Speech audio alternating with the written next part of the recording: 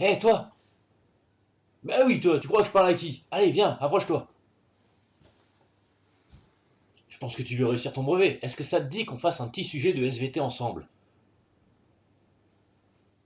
Alors retourne dans ton bureau, sur ton PC et va sur ma chaîne YouTube. Et regarde bien attentivement la vidéo. Allez, go!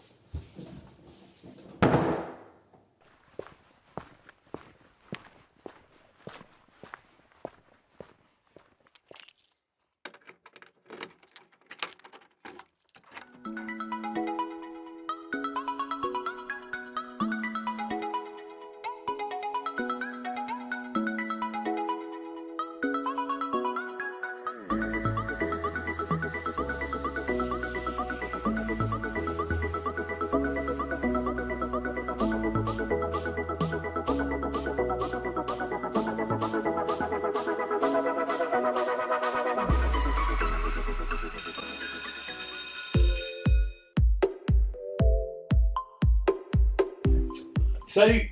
On se retrouve pour réaliser ensemble un sujet de DNB de SVT. Ce sujet, tu le trouveras dans ton manuel scolaire, le livrescolaire.fr. Tu as le lien juste en dessous de la vidéo, puisque le livre scolaire offre la possibilité de l'avoir gratos sur le net. Et ça, c'est cool. On va traiter d'un sujet que tu n'as peut-être jamais vu en classe, ou alors tu ne te souviens plus, mais c'est pas grave, parce que je te rappelle qu'en SVT, ce qui est important, c'est le savoir-faire, les compétences. Et tu vas voir que, au final, tu es capable justement de le faire, ce sujet. Et de le réussir, et d'avoir 25 sur 25. Le tout, c'est de suivre une certaine méthode que je vais te proposer maintenant. Alors un petit conseil, avant de commencer, tu trouveras également le sujet au format PDF imprimable juste en dessous. Donc si tu n'as pas le livre scolaire, tu peux imprimer et essayer de le faire en 30 minutes chrono. Ensuite, tu peux suivre cette vidéo pour vérifier que tu as correctement répondu au sujet. Et tu peux ainsi calculer tes points. Allez, on y va, c'est parti. Je te propose donc un sujet que tu as sur ton écran, les mycorhizes, une relation entre une plante et un champignon. Tu as peut-être jamais entendu parler d'une mycorhize ou alors tu t'en souviens plus. C'est pas grave, tu vas voir, tu vas quand même t'en sortir. Je te rappelle que le lien pour le sujet est juste en dessous et je te conseille dans un premier temps de le faire par toi-même, sans la vidéo. Alors dans un premier temps, je te propose de regarder le sujet en entier. Un sujet de SVT, ça se présente toujours comme ça. En gros, tu as différents documents, en général 3 parties, avec 3 ou 4 documents, et en dessous de chaque document, une question qui se rapporte au document qui est juste au-dessus. Petite différence pour la dernière question qui est souvent une question bilan sur tout ce que tu as pu apprendre lors de la réalisation de ce sujet, et donc qui fait appel à tous les documents. Tu as un exemple ici, document, question, document, question, document, question, avec à la fin plutôt une question bilan sur tout le sujet. Comme tu n'as que 30 minutes pour réaliser le sujet, et que le sujet a une progression logique, je te déconseille de tout lire d'un coup et de tout décortiquer d'un coup. Fais partie par partie, commence par le début et termine par la fin. On va donc tout de suite commencer par le premier document. Sauf que là tu me dis STOP! Parce que j'ai pas lu le chapeau du sujet, et c'est très important de le lire. On s'intéresse à l'interaction entre un champignon, le bolet des bouviers et le pin. On sait donc qu'on s'intéresse à deux espèces, le champignon qui est le bolet et l'arbre qui est le pin. Maintenant on peut passer au document. La partie 1 se nomme une observation de mycorhize. Tu vas développer des compétences ici, je te les ai mis sur le côté, tu vas prendre des informations d'un document pour répondre à la question posée et tu vas utiliser une échelle de mesure. Alors moi la première chose que je fais c'est que je lis la question bien avant les documents parce qu'en lisant après les documents peut-être que les réponses à la question vont me venir toutes seules et je vais pouvoir les noter quelque part sur ma copie, dans un coin de copie, enfin sur un brouillon, bref t'as compris quoi. On me demande dans la question d'indiquer précisément où se trouvent les filaments du bolet sur la racine de pin grâce au chapeau. Je sais ce qu'est le bolet, je sais qu'est-ce que le pin. J'identifie tout de suite le verbe d'action, indiquer précisément. Donc il va falloir indiquer quelque chose et de façon précise, vous l'avez bien compris. Et ce que je veux indiquer, c'est une localisation, où se trouvent les filaments du champignon, le bolet, sur les racines de pin. Pour savoir, je regarde les documents. On me dit d'abord que le bolet des bouviers est un champignon qui pousse dans les forêts et les plantations de pin. Il forme avec les racines de pin une structure appelée mycorhize, donc où déjà c'est en lien avec les racines de pin. Les racines de l'arbre. J'ai deux documents à ma disposition. Une coupe transversale d'une racine de pin mycorhizée. En gros, c'est une observation microscopique, on le voit bien. On a coupé une racine, on l'a mis sous la lamelle, on a observé au microscope, on a pris une photo, on a obtenu ça. J'identifie ici des cellules de racines. Je sais grâce à mes connaissances qu'une cellule, bien tout simplement l'unité du vivant. Et je vois ici la membrane qui entoure et à l'intérieur le cytoplasme. Je vois qu'il y a plusieurs cellules à l'intérieur de cette racine. Mais je peux également voir des filaments. Je vois des filaments ici, la flèche me le montre, mais je vois aussi des filaments ici. Sur mon deuxième document, cette fois-ci, c'est une localisation de la mycorhize de pin sur une photographie qui cette fois-ci n'est pas prise au microscope, c'est une photographie à l'œil nu. J'observe les racines ici à l'intérieur de ce que je reconnais la terre et je vois ici les champignons qui sont plutôt blancs. Les filaments de champignons sont blancs. Ce que je n'ai pas observé, c'est cette information qui est ici et qui est très importante puisque ça me donne une notion d'échelle. Je sais que ce trait ici correspond à 0,2 mm et ce trait ici 2 cm. Il va falloir forcément utiliser cette information. Si elle est là, c'est qu'elle doit être utilisée si tu veux être à un niveau expert. Ainsi, qu'est-ce que je vais répondre ? Eh bien, je vois dans un premier temps que les filaments se trouvent autour de la racine sur une épaisseur d'environ 0,1 mm. J'ai utilisé la notion d'échelle. Regardez, ça fait à peu près la moitié, d'accord, du trait qui est ici, du segment qui est ici.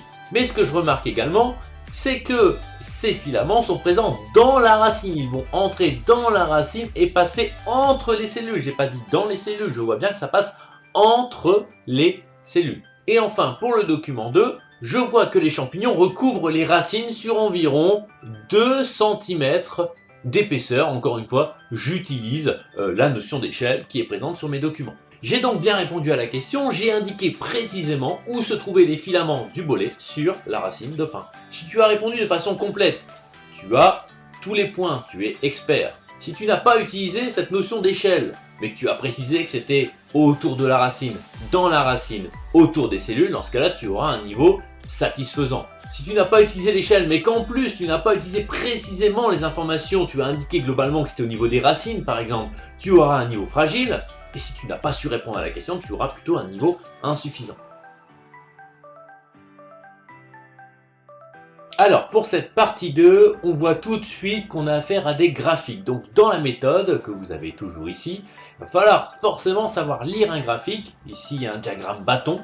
Comparer les données et faire une synthèse des résultats. Parce que si on regarde tout de suite la consigne, on vous demande tout d'abord de présenter les résultats. Qu'est-ce que c'est que présenter? Il va falloir mettre en valeur des données issues des graphiques. Donc il va falloir sortir des chiffres. Ça c'est automatique quand vous avez un graphique, il faut sortir des chiffres. Mais il ne suffit pas de savoir lire le graphique, il faut aussi donc interpréter les résultats, faire une synthèse des résultats en indiquant l'effet de la présence du champignon sur la croissance du pain.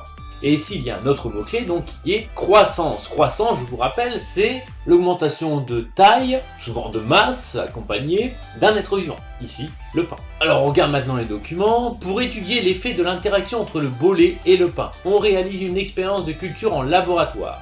On mesure la croissance d'un jeune pain en présence ou en absence du bolet pendant 168 jours.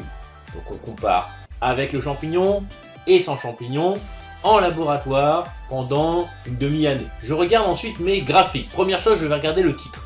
Des mesures de la croissance d'un plant de pin en présence ou en absence de champignons. Forcément, je dois présenter des résultats de croissance. Je vois tout de suite sur mon graphique que j'ai deux couleurs. Moi, c'est ce qui m'interpelle. Je regarde tout de suite la légende, puisque forcément, s'il y a deux couleurs, il y a une légende. Donc, une couleur avec champignons ici et une couleur sans champignons ici. Donc on va comparer forcément la croissance avec et sans champignons pour voir l'effet justement du champignon sur la croissance. On s'intéresse ici à la masse de la tige et à la masse de la racine exprimée en grammes. Je n'ai pas d'axe des abscisses, j'ai uniquement l'axe des ordonnées.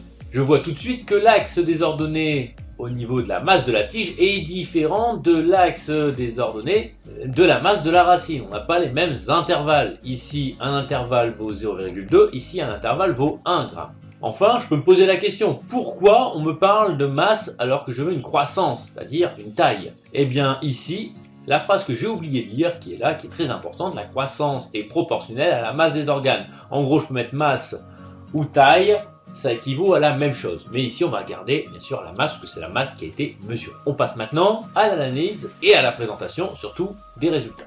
Je m'intéresse d'abord au premier graphique, qui s'intéresse, je vous rappelle, à la tige. Je vois bien une différence ici entre un pain qui a été cultivé sans champignons et un pain qui a été cultivé avec champignons. J'ai donc précisé que la masse de la tige en présence de champignons est plus importante. Donc là je compare, elle est plus importante avec champignons. Sauf que je ne me limite pas justement à cette comparaison, je vais apporter des chiffres pour montrer que je sais lire les axes du graphique. J'ai cette compétence, donc je la mets en valeur. Ici, je vois bien que la croissance, en tout cas la masse, a évolué et a atteint donc une valeur de 0,9, entre 0,8 et 1, 0,9, et j'oublie pas mon unité, grammes. Je l'ai mise entre parenthèses, pour gagner un peu de temps, je ne vais pas commencer à faire une phrase en rallonge, ça sert à rien ici. Autant mettre entre parenthèses les valeurs, il n'y a aucun souci. J'ai déjà fait la phrase avant. Et ensuite, je compare en absence de champignons, où cette fois-ci, forcément, c'est moins important. Donc là, je regarde ma valeur, pareil, entre 0,4 et 0,6, je suis bien à 0,5 g. J'ai donc rédigé la masse de la tige en présence de champignons est plus importante qu'en absence de champignons, en mettant bien les valeurs entre parenthèses, 0,9 g, 0,5 g. Je peux passer au deuxième graphique, il ne faut surtout pas l'oublier, il y en a deux. Je vois cette fois-ci que la masse, avec ou sans champignons, ne varie pas énormément. Il y a une petite variation, il est vrai, vous pouvez toujours le souligner.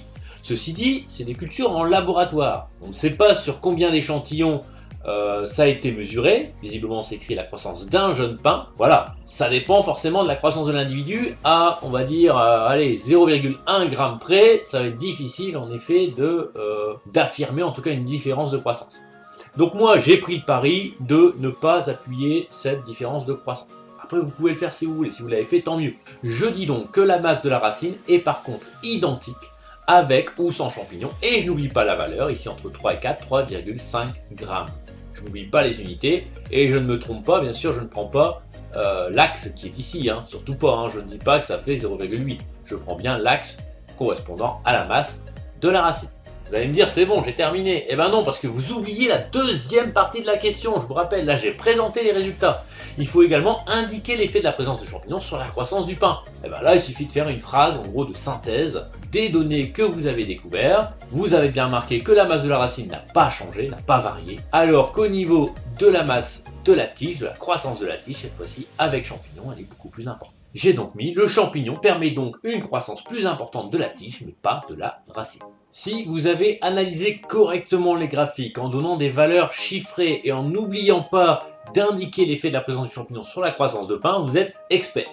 Si vous n'avez pas utilisé de données chiffrées, mais que vous avez quand même fait le bilan et l'analyse correcte des graphiques, dans ce cas-là, vous êtes à un niveau satisfaisant. Si vous n'avez pas donné de données chiffrées et que vous avez oublié de faire le bilan, mais vous avez bien analysé globalement les graphiques, vous êtes plutôt au niveau fragile. Et si vous n'avez pas réussi l'exercice, vous avez un niveau insuffisant. On passe maintenant à la troisième partie du sujet. Et là, vous voyez que cette partie, elle est plus conséquente. On a déjà 2 questions dans la troisième partie, ce qui fait un total de 4 questions pour ce sujet. Ici, il y a encore des graphiques, vous le voyez ici sur l'écran. Il y a également un schéma. Donc il va y avoir de la comparaison de données, de la lecture de graphiques, de la synthèse de résultats, mais aussi vraiment un esprit de synthèse au niveau du sujet et savoir notamment compléter un schéma qu'on dit fonctionnel. Alors on va voir tout ça maintenant, mais on va décortiquer. On va d'abord faire la partie du haut, puis la partie du bas. Alors, toujours pareil, je lis la question posée. À l'aide de ces informations, expliquez la différence de croissance entre un pain avec mycorhize et un pain sans mycorhize. Donc cette fois-ci, on vient de voir qu'il y avait une différence de croissance avec ou sans mycorhize, avec ou sans champignons. Maintenant, on va essayer d'expliquer ces différents. Expliquer pourquoi les champignons permettent une meilleure croissance de la tige du pain. On nous dit que pour comprendre l'effet du champignon sur la croissance du pain, on mesure la quantité de sels minéraux et de nutriments dans la sève brute du pain en présence et en absence de mycorhize après 60 jours de culture. Alors là, soit vous avez les connaissances, soit vous ne les avez pas. Il y a des mots assez compliqués. Ce n'est pas obligatoire de savoir de quoi on parle en fait, pour répondre à l'exercice. Mais je vous précise tout de même que les sels minéraux, des éléments inorganiques issus des roches présents dans la terre. Les nutriments sont au contraire des éléments organiques issus du vivant, un peu comme quand nous on va se nourrir, on va, je vous rappelle, avaler des aliments qui vont être digérés, transformés en nutriments, puis absorbés dans le sang pour nourrir, on va dire, tous nos organes, pour leur permettre de fonctionner, pour leur permettre de produire leur énergie. Et la sève brute, alors qu'est-ce que c'est? La sève, vous savez sûrement, c'est ce qui permet justement de conduire des éléments de la racine par exemple jusqu'au haut de l'arbre. Ça c'est ce qu'on appelle la sève brute, c'est une sève qui va conduire justement des éléments aux organes. Et puis la sève, une autre sève qu'on appelle la sève élaborée, qui cette fois-ci va transporter par exemple le sucre du lieu de production au niveau des feuilles pour aller les stocker par exemple dans les fruits. Manger les fruits c'est sucré, voilà, ça c'est la sève élaborée. Mais encore une fois, tout ça, vous n'êtes pas obligé de le savoir, vous allez voir, on va réussir à s'en sortir sans ces connaissances. On a donc deux graphiques. Le premier graphique, c'est la quantité de nutriments. On nous dit que c'est la substance azotée, c'est le nom du nutriment, dans la sève brute en fonction des conditions de culture. Les conditions de culture c'est quoi? On a encore les deux mêmes couleurs, avec champignons ici, sans champignons ici. On comprend donc que ce graphique, ce sont les nutriments. On se doute bien que l'autre graphique, ça va être la quantité de minéraux, donc les sels minéraux dans la sève brute en fonction des conditions de culture. Encore une fois, on vous les nomme. Il y a le potassium, le calcium, le phosphore. Donc 3 minéraux différents. À chaque fois, les quantités sont exprimées en milligrammes. Tout à l'heure, rappelez-vous, les masses c'était en grammes. Là, c'est en milligrammes. On ne va pas se tromper au niveau des chiffres, parce que forcément, il va falloir encore sortir des chiffres. Et le titre résume ce qu'on vient de dire. On n'apprend pas plus de choses. Je reviens sur la question. On nous demande bien d'expliquer la différence de croissance. Expliquer pourquoi le pain grandit davantage, une croissance plus importante lorsqu'il a des champignons au niveau de ses racines. Alors pour expliquer cela, il faut forcément passer par une analyse des données du graphique. Qu'est-ce que ça nous apprend? Alors là, vous vous doutez bien que il y a énormément de données à traiter et on n'a pas beaucoup de temps. Donc je vais essayer de condenser au maximum. Je vais même essayer de faire des petits calculs mentaux qui vont me permettre de montrer que je sais faire des calculs simples, mais en plus me permettre de gagner du temps. J'ai ainsi noté que la sève brute contient plus de nutriments. Et on voit ici, la sève brute contient plus de nutriments en présence de mycorhizes. J'estime qu'ici on est environ à 0,4. Ici on est allé environ à 0,1, j'ai arrondi grossièrement, je vais dire qu'il y a environ 0,3 mg de différence entre les deux conditions. Et puis dans mon bilan, je note tout de suite ce que je vois au niveau des minéraux. Là pareil, ça saute aux yeux, on voit qu'avec mycorhizes, il y a beaucoup plus de minéraux dans la sève que sans mycorhizes. Sauf que toujours, je sors des données chiffrées. Je vois une différence d'environ, alors ici on passe de 0,16 à environ 0,02, ce qui fait une différence de 0,14. J'ai mis 0,14 mg de potassium. Ici j'ai une différence de 0,02 mg de calcium. Et ici une différence de 0,07 mg de phosphore. En plus, donc, en présence de champignons, comparé à une sève brute sans champignons. Alors attention ici, un petit piège, n'allez pas dire qu'on est à 0,2.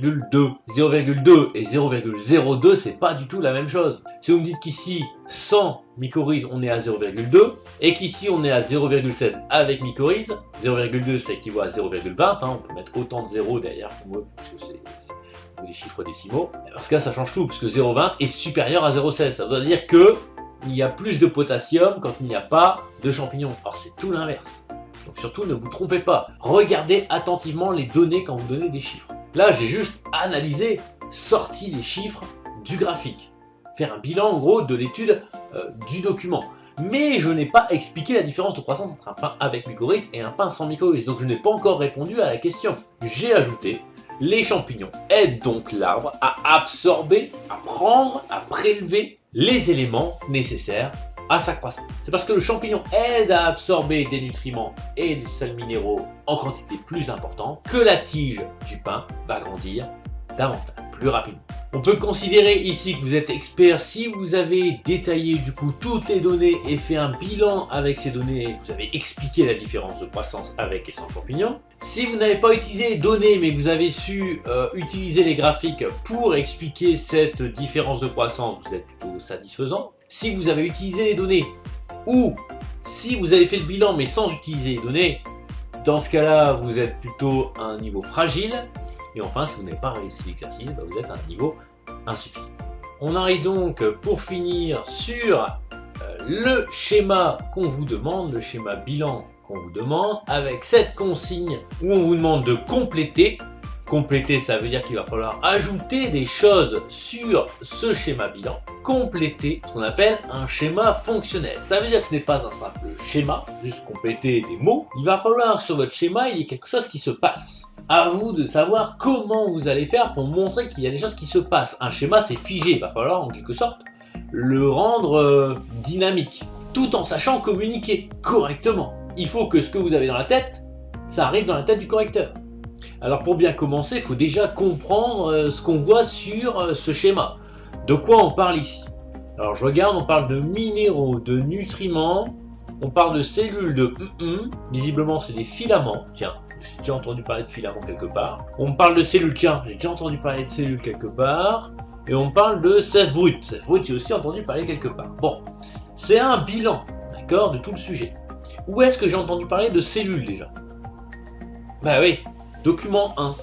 Document 1, on me parlait de cellules et de filaments de champignons. En fait, ce qu'on voit là, c'est une schématisation de ce qu'on voit là. Vous voyez, on ferait une tranche comme ça, un genre de quart de tarte, une part de tarte, c'est un peu ça, hein, d'accord. On a fait une coupe au niveau de la coupe transversale de racine de pain, on l'a schématisé. Alors, maintenant, il faut savoir qu'est-ce que je vais compléter ici. Ces filaments, les filaments, bon, on voit ici, c'est des filaments de champignons. Donc, visiblement, ici, ce serait des filaments de champignons qui, je vous rappelle, passent entre les cellules pour arriver jusqu'au vaisseau conducteur. Ici, ils n'ont pas poursuivi jusque-là, moi je l'aurais poursuivi jusque-là.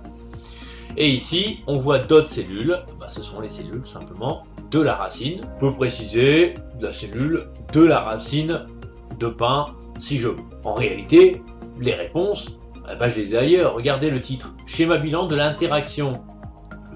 L'interaction du contact, les échanges entre le champignon qui est là justement et la racine de pain qui est ici. J'avais déjà des informations. Alors, ce qu'il faut que je montre également, c'est que j'ai découvert que les minéraux et les nutriments qui sont ici, donc du coup dans la terre, doivent se retrouver dans la sève brute. C'est ce que j'ai vu juste au-dessus, au niveau du document 3, enfin de la partie 3, première partie de la partie 3. Donc, il faut que je monte sur mon schéma, qui doit être fonctionnel. Donc, en gros, je dois déplacer, montrer que les minéraux et nutriments se déplacent et entrent au niveau des filaments de champignons, puisqu'on sait que sans filaments de champignons, il y en a moins, c'est-à-dire qu'ils aident.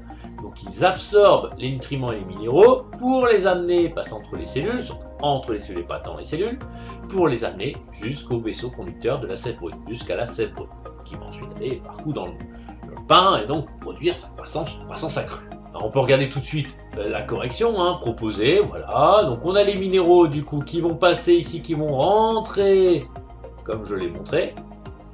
On a les nutriments qui vont entrer, qui vont aller rejoindre également la sève brute. J'ai bien complété cellules de champignons, cellules de racines de pain ou cellules de pain. Et comme j'ai fait le choix de mettre deux couleurs différentes, une couleur de flèche différente, une pour les minéraux et une pour les nutriments, je n'oublie pas dans ma légende, il faut bien communiquer et présenter au correcteur ce que vous avez dans la tête. Il ne peut pas deviner à quoi correspond justement ces flèches. Bien, j'ai mis deux flèches différentes avec donc d'un côté le trajet des minéraux du sol au vaisseau de la sève brute et l'autre flèche trajet des nutriments du sol au vaisseau de la sève brute toujours. J'aurais pu faire une seule flèche avec minéraux et nutriments, parce que là j'aurais mis trajet des minéraux et des nutriments du sol au vaisseau de sève brute. J'aurais pu, il n'y a pas de souci. Je n'ai pas besoin d'ajouter de titre puisque le titre est déjà mis. D'accord, donc je m'embête pas avec ça, j'ai juste à compléter. Ici vous êtes expert, si vous bien sûr vous avez complété les deux mots manquants, que vous avez bien mis des flèches montrant donc le trajet rendant le schéma fonctionnel et que vous n'avez pas oublié bien sûr la légende. Si vous avez oublié la légende mais que vous avez mis le reste, dans ce cas-là vous êtes plutôt un algo satisfaisant. Il y a un petit problème de communication. En revanche, si vous avez mis uniquement les noms et que vous n'avez pas rendu le schéma fonctionnel, là on est plus à un niveau, on dirait, fragile. Et enfin, si vous n'avez rien complété, vous n'avez pas réussi l'exercice, vous êtes à un niveau insuffisant.